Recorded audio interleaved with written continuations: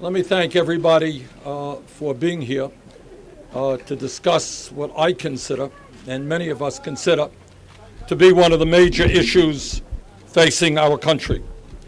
And in terms of support for the Workplace Democracy Act, let me thank Congressman Mark Pocan and Congressman Don Norcross, who will be speaking in a moment.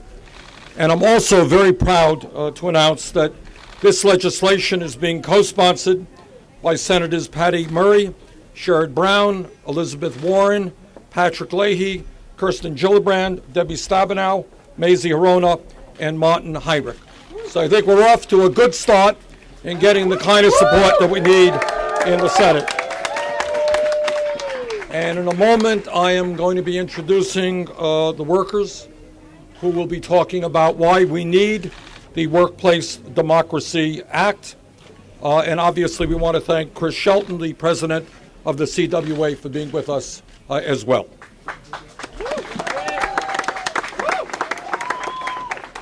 I think everybody in America who works for a living understands that the great middle class of this country, once the envy of the world, is disappearing. Hey. There are very concrete reasons why this is happening, and these are issues that we have got to address. Since 2001, our nation has lost some 60,000 factories and millions of good-paying jobs, and a lot of that has to do with disastrous trade policies like NAFTA, CAFTA, and PNTR with China, and I fear very much what the TPP will do. Over the last, when we talk about why the middle class of this country is disappearing and why more and more people are living in poverty, it has a lot to do that the real value of the minimum wage today is substantially less than it was 40 years ago.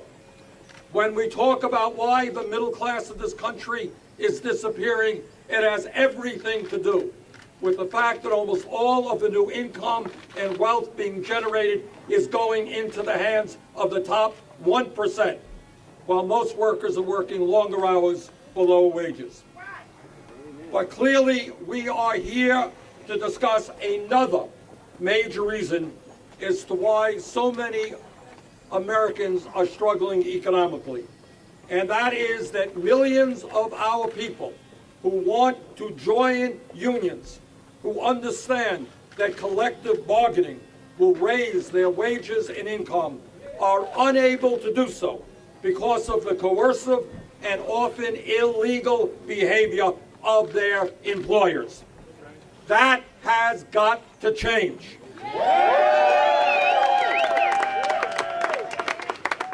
If workers in this country want to exercise their constitutional right to join a union, they must be allowed to do that.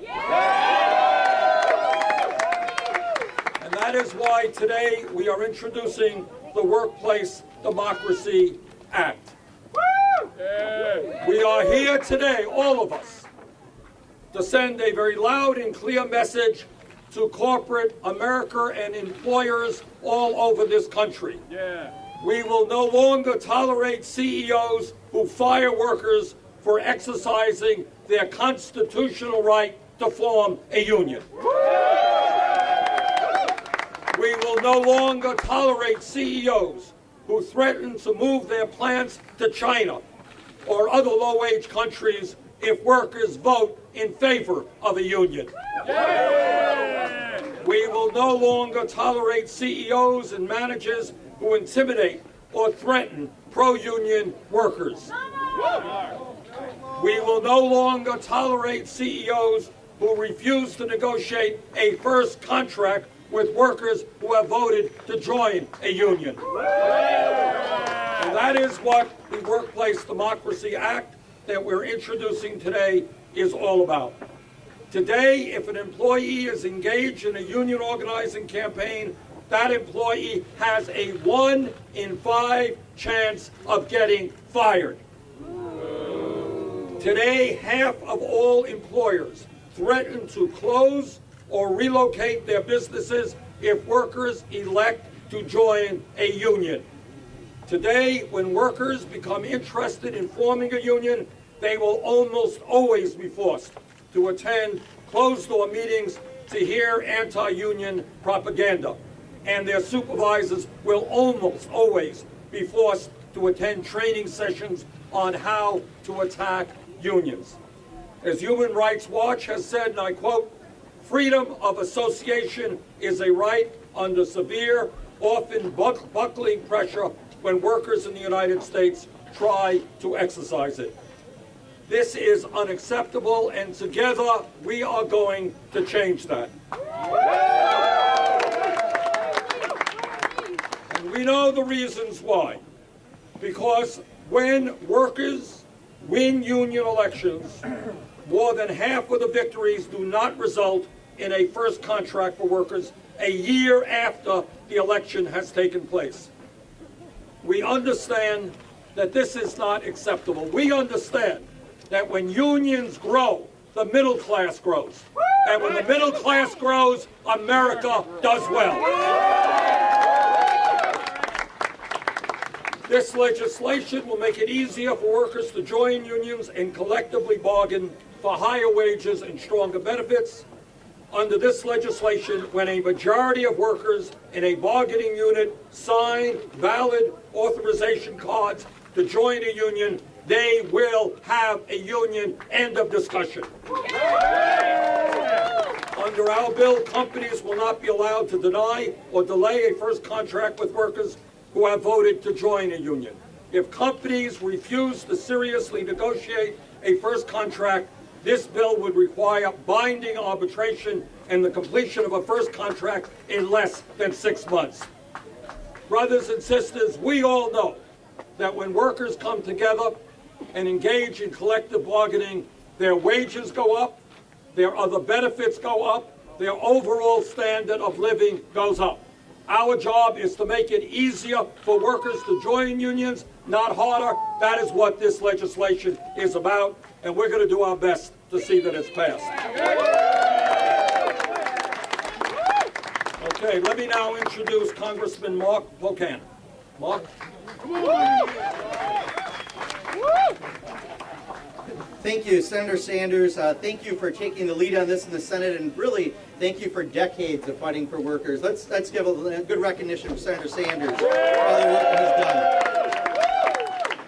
I am very proud to take the lead on this in the House of Representatives. I am not only a union member, the International Union of Painters and Allied Trades, but I own a union printing business, and we have been a union printing business for 28 years. And I can tell you, the current set of rules that are out there are stacked against the workers. There is a reason why in the 1950s, more than a third of all private sector workers belonged to a union, and today fewer than 7% of private sector workers are unionized. It's because the rules are stacked against people who simply want to have a voice in their workplace and want to have a better quality of life for their families. And that's why we need to pass the Workplace Democracy Act. As Senator Sanders mentioned, the rules are completely stacked against the workers, whether it be the chance to get fired for simply trying to form a union, whether it be the fact that an employer will threaten to relocate their business or close their doors, whether it be the fact that you're forced to attend sessions to talk about anti-union propaganda. They have all the control when you're at the workplace, and they have the ability to send those messages to the workers. And we know that, again, in the first year after approved, 52% of the new unions still don't have a contract for their workers in that first year. That's not the way it's supposed to be. And finally, according to the Bureau of Labor Statistics, in early 2015, union workers' wages are 27% higher than non-union workers. If we're going to help lift the middle class, we have to help lift unions, we have to give workers their voice, and the way to give workers their voice is to put this act into place now in this Congress. I'm just going to close with this. Union workers, And I can say this again because firsthand, having a union workplace, it means something for the workers. Here's the reality. 79% of unionized workers have health insurance compared to 49% of non-unionized workers. 76% of union workers have guaranteed defined benefit pension plans compared to 16% of non-union workers. And 83% of union workers have paid sick leave compared to only 62% of non-union workers. Having a union means you're going to have a stronger business. That's why I have it. And it means more wages and more say in your workplace for workers. It's the right thing to do. Again, Senator Sanders, thank you so much for leading this in the Senate. Thank you.